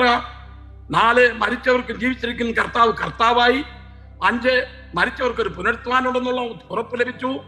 6, ലോകത്തിന്റെ ഒരു ന്യായവിധി. ഇനി അടുത്ത വാചകം, അവൻ മരിച്ചവരിൽ ആദ്യജാതനും ഭൂരാജാക്കന്മാർക്ക് അധിപതിയുമായ യേശുക്രിസ്തുവിന് 10 മിനിറ്റ് എടുത്ത് ഈ വാക്ക് ഞാൻ അവസാനിപ്പിക്കാം.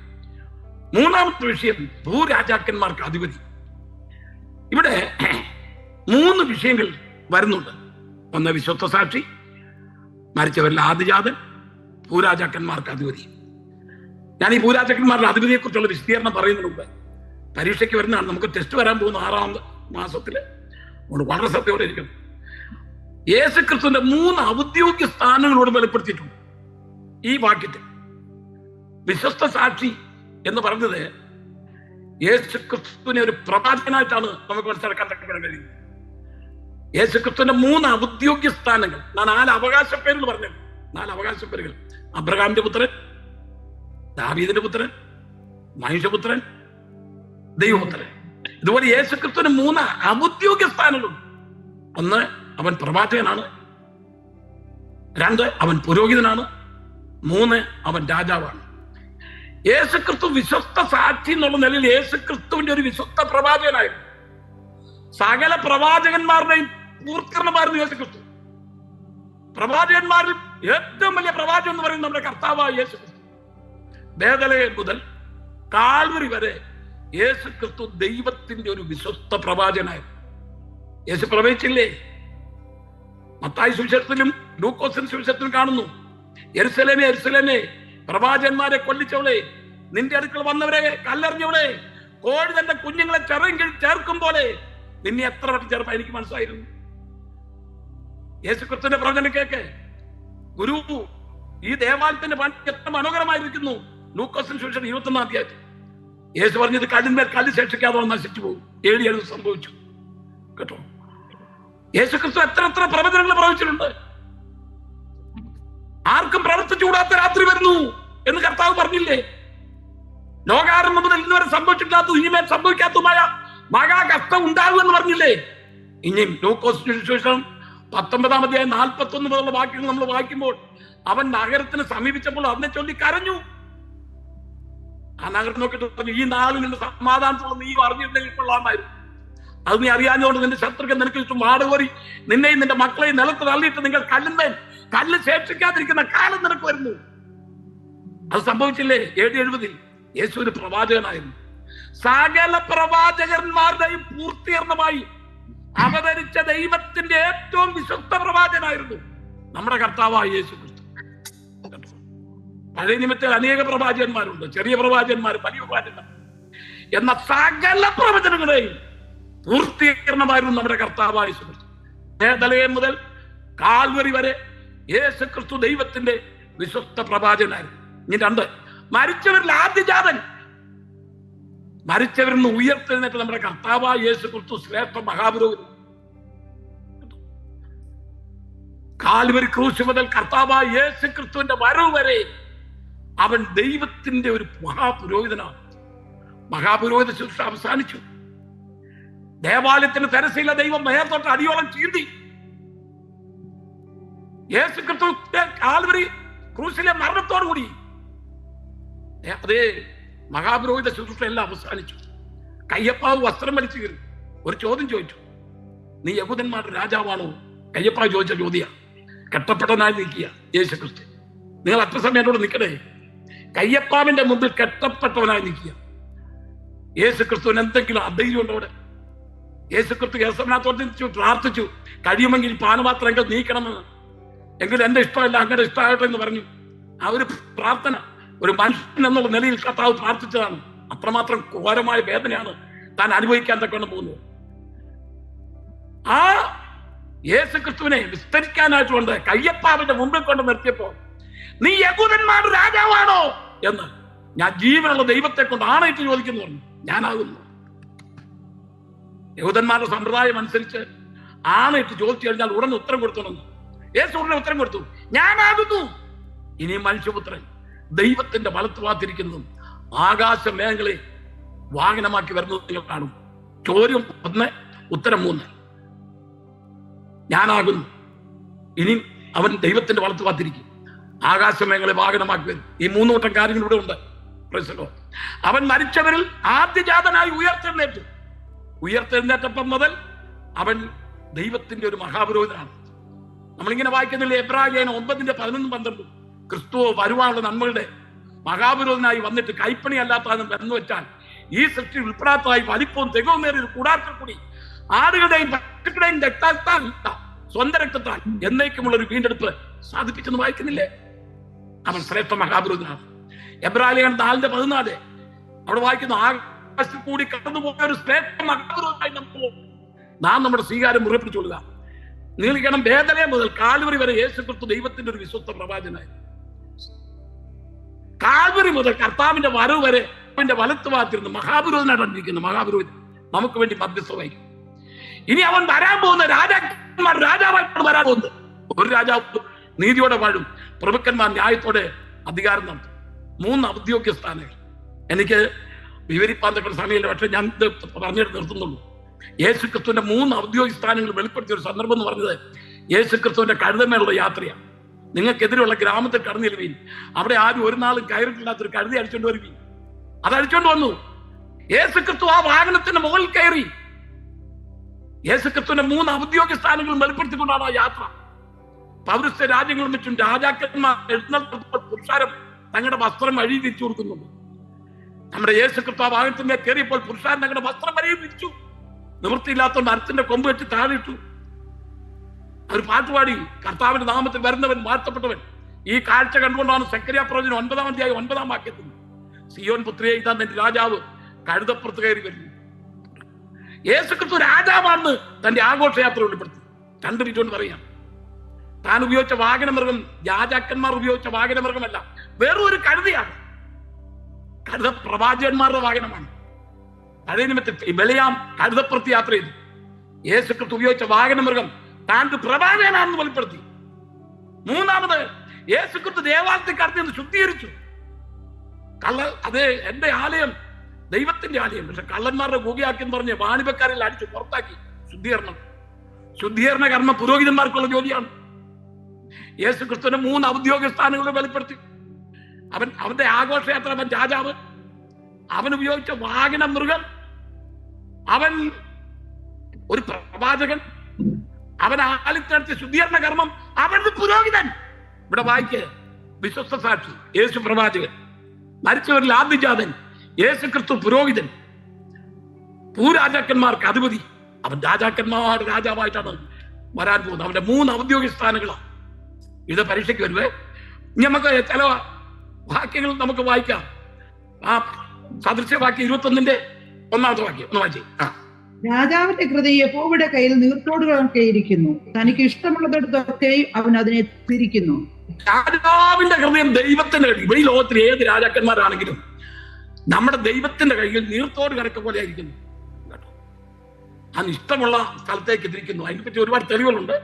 നമ്മൾ ഫിലിപ്പിയാലേഖനം 2-ന്റെ 9-10 വാക്യം വായിച്ച് എളുപ്പമായിട്ട്. അതുകൊണ്ട് ദൈവവും അവനെ ഏറ്റവും ഉയർത്തി സകല നാമത്തിനു മേലായ നാമം നൽകി. അങ്ങനെ യേശുവിന്റെ നാമത്തിങ്കൽ സ്വർലോകരുടെയും ഭൂലോകരുടെയും അധോലോകരുടെയും മുഴങ്കാലൊക്കെയും മടങ്ങുകയും എല്ലാ നാമം യേശു ക്രിസ്തു കർത്താവ് എന്ന പിതാവായ ദൈവത്തിന്റെ മഹത്വത്തിനായി ഏറ്റുപറയുകയും ചെയ്യേണ്ടി വരും. നമ്മുടെ കർത്താവായ യേശുവിനെ ദൈവം ഏറ്റവും ഉയർത്തി. ഇപ്പൊ എല്ലാ നാവും അവനാണ് കർത്താവെന്ന്, അവൻ രാജാക്കന്മാർ രാജാവായി വരുമ്പോൾ എല്ലാ നാവും അവൻ കർത്താവെന്ന് പറഞ്ഞ് ഏറ്റുപറയും. ദൈവത്തിന് സ്തോത്രം.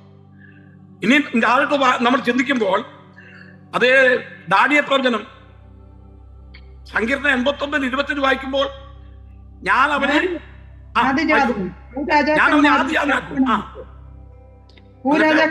ശ്രേഷ്ഠനുമാക്കും, അവനെ ഭൂരാജാക്കന്മാർക്ക് ശ്രേഷ്ഠനുമാക്കും. ഞാൻ അവനെ ആദിജാതനാക്കും, അവനെ ഭൂരാജാക്കന്മാർക്ക് ശ്രേഷ്ഠനാക്കും. അവൻ ഭൂരാജാക്കന്മാരുടെ അധിപതി. ദാനിയേൽ 4:32 ആദ്യം വായിച്ച 38.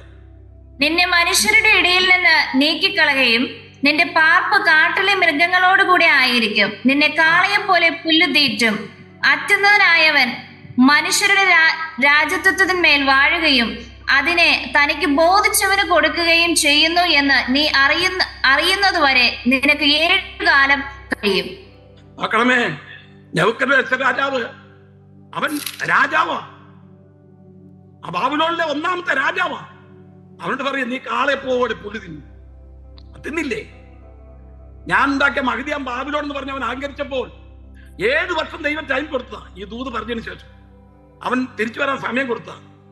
അവൻ കാളെ പോലെ ബിരിയാണി ഒക്കെ കഴിച്ചോണ്ടിരുന്നവനുണ്ടല്ലോ, ഇപ്പൊ അവന് അത് കഴിക്കണ്ട, പുല്ല് മതി, കാടിവെള്ളം മതി, നല്ല ജ്യൂസും കൊക്കക്കോള എല്ലാം ഉള്ളപ്പോ അവന് വേണ്ട.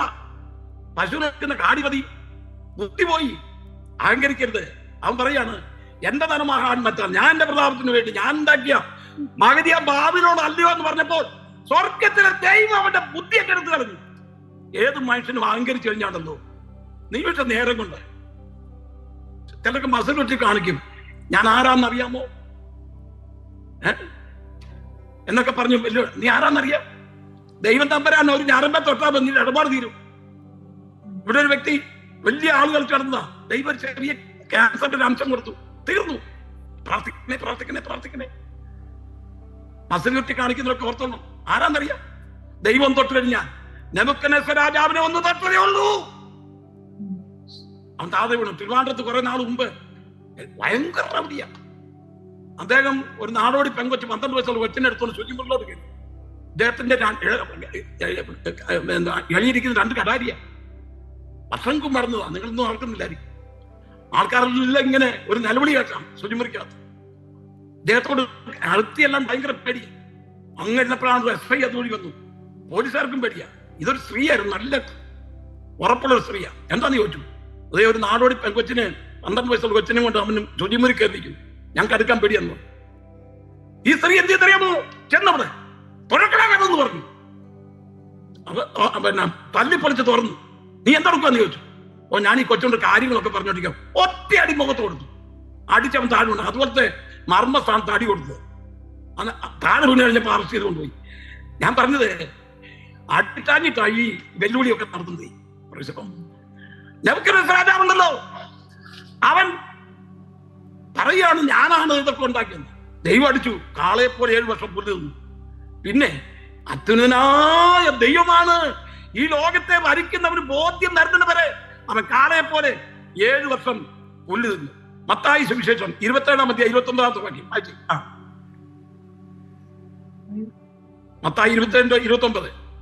യേശുവിന്റെ മുൾക്കിരീടം മുള്ളുകൊണ്ട് ഒരു കീടമെടഞ്ഞ് അവന്റെ തലയിൽ വെച്ച് വലങ്കയിൽ ഒരു കോൽ കൊടുത്തു അവന്റെ മുമ്പിൽ മുട്ടുകുത്തി, യഹൂദന്മാരുടെ രാജാവെ ജയ ജയ എന്ന് പരിഹസിച്ചു പറഞ്ഞു. അവന്റെ മുമ്പിൽ മുട്ടുകുത്തി പരിഹസിച്ചു പറയാ, യഹൂദന്മാരുടെ രാജാവേ രാജാവ്. ഇവരെല്ലാം മുട്ടുകുത്താൻ പോകുന്ന സന്ദർഭം വരുന്നു. ഇനി കർത്താവായ യേശു ക്രിസ്തു രാജാവായി വരുന്ന വാക്യം കൊണ്ട് വായിച്ചു കൊണ്ടുപോവാം. വെളിപ്പാട് 19:11 വായിച്ചു. അനന്തരം സ്വർഗം തുറന്നിരിക്കുന്നത് ഞാൻ കണ്ടു. ഒരു വെള്ളക്കുതിര പ്രത്യക്ഷമായി. അതിന്മേൽ ഇരിക്കുന്നവന് വിശ്വസ്തനും സത്യവാനും എന്നു പേർ. നീതിയോട് വിധിക്കുകയും പോരാടുകയും ചെയ്യുന്നു. നോക്കണമേ, യേശു ക്രിസ്തുവിന്റെ പരസ്യപരമാണ്.